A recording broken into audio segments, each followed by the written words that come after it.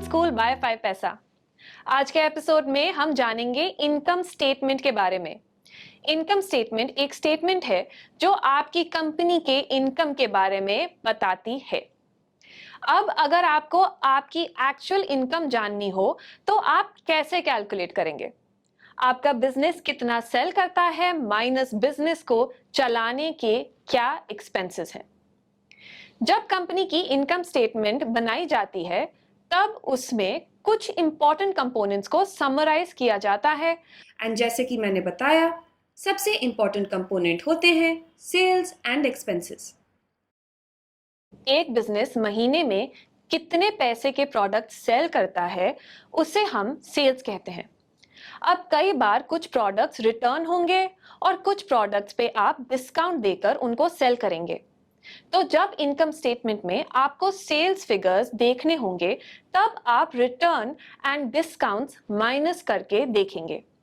मान लीजिए आपकी एक अमृतालय चाय की दुकान है।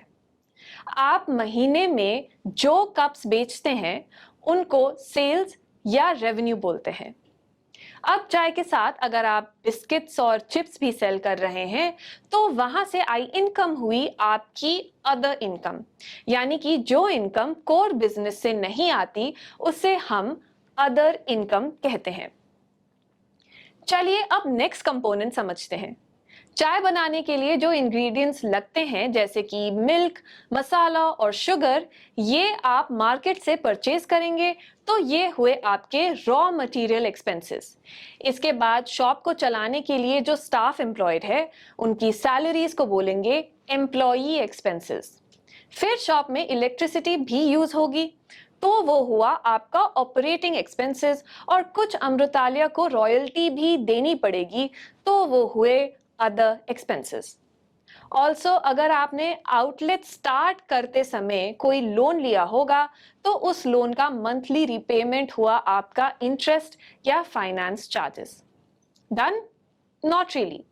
जो आपने गैस परचेज की है और शॉप में टेबल्स और चेयर्स हैं कस्टमर्स के लिए, वो हुए आपके एसेट्स, और ये एसेट्स डेप्रिशिएट करेंगे। डेप्रिसिएशन यानी कि एसेट की कुछ लाइफ होती है और हर साल एसेट की वैल्यू उतने एक्सटेंट से रिड्यूस होती है। तो डेप्रिसिएशन भी एक टाइप ऑफ एक्सपेंस होता है। ये नोशनल होता है क्योंकि एक्चुअली आपके पॉकेट से एक्सपेंसेस ईयरली नहीं जा रहे हैं, बट एसेट की वैल्यू रिड्यूस हो रही है। इसीलिए अकाउंटिंग में आपको अलाउड होता है इसे एक्सपेंस मानना। जब आप सारे एक्सपेंसेस को लेस कर देते हैं अपने सेल से तो आपको मिलती है आपकी इनकम। अब फाइनेंस वर्ल्ड में डिफरेंट टाइप की इनकम कैलकुलेट की जा सकती है। हर इनकम आपको डिफरेंट पिक्चर बताती है आपकी कंपनी की। यानी कि अगर आप सेल्स में सिर्फ रॉ मटेरियल एक्सपेंसेस को माइनस करेंगे तो आपको मिलेगी ग्रॉस इनकम या ग्रॉस प्रॉफिट। ये आपको बताता है कि आपके कोर बिजनेस की प्रॉफिटेबिलिटी क्या है। जैसे कि अमृतालय के केस में चाय का सेलिंग प्राइस माइनस दूध, चीनी एंड मसाला का cost would give you gross profit, क्योंकि इस चाय को बनाने के लिए रॉ मटेरियल्स यूज हुए हैं।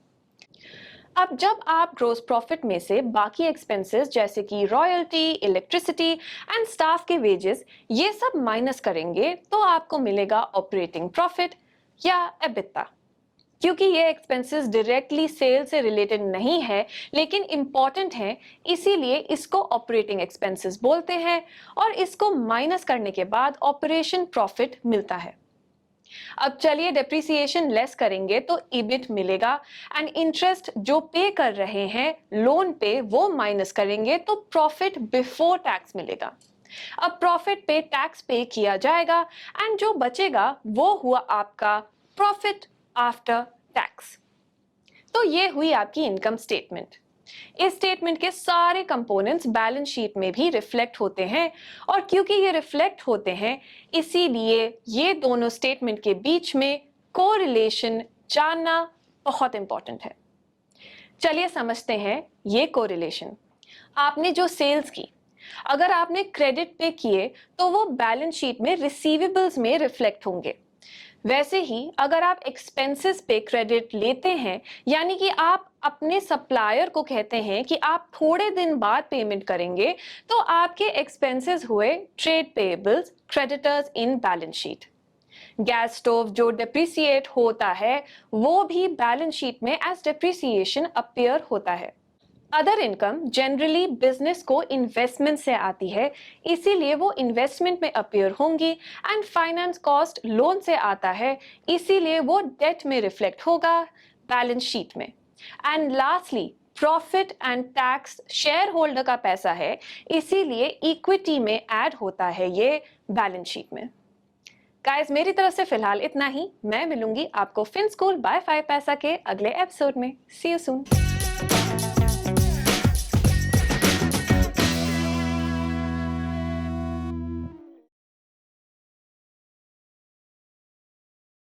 एंड जैसे कि मैंने बताया, सबसे इम्पोर्टेंट कंपोनेंट होते हैं सेल्स एंड एक्सपेंसेस।